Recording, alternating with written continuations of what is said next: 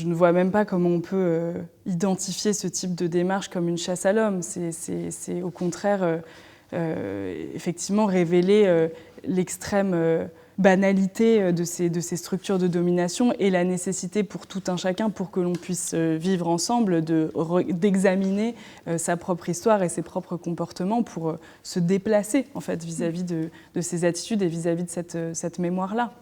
Mais est-ce qu'il y a des familles plus toxiques que d'autres ?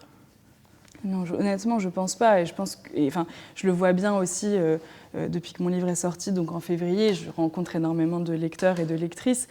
Il n'y a que des familles dysfonctionnelles. Et c'est précisément pour ça qu'il n'y a pas un responsable, un homme responsable ou deux hommes responsables dans cette histoire, mais toute une structure et toute une société qui les porte. C'est-à-dire que chaque individu qui fait du mal au sein d'une famille n'est jamais que le porteur de ces structures-là plus globales. Ça ne veut pas... Et donc il y a différents niveaux, il y a différents degrés de ces atrocités, mais en fait elles ont toutes la même source, et donc quelque part, et c'est assez rassurant, elles ont toutes la même résolution. Et c'est là que je suis tout à fait d'accord avec Anouk Grimbert, qui serait simplement dans la reconnaissance de cette égalité. Ce qui est terrible dans ces histoires, finalement, c'est pas tant la lobotomie elle-même, c'est le fait qu'une personne ait pu décider qu'elle avait le droit de décider d'intervenir sur le corps d'une autre personne, ce qui est complètement similaire à un viol.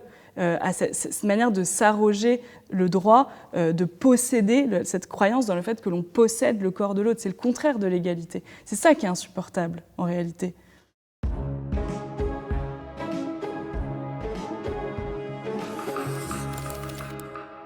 Mediapart.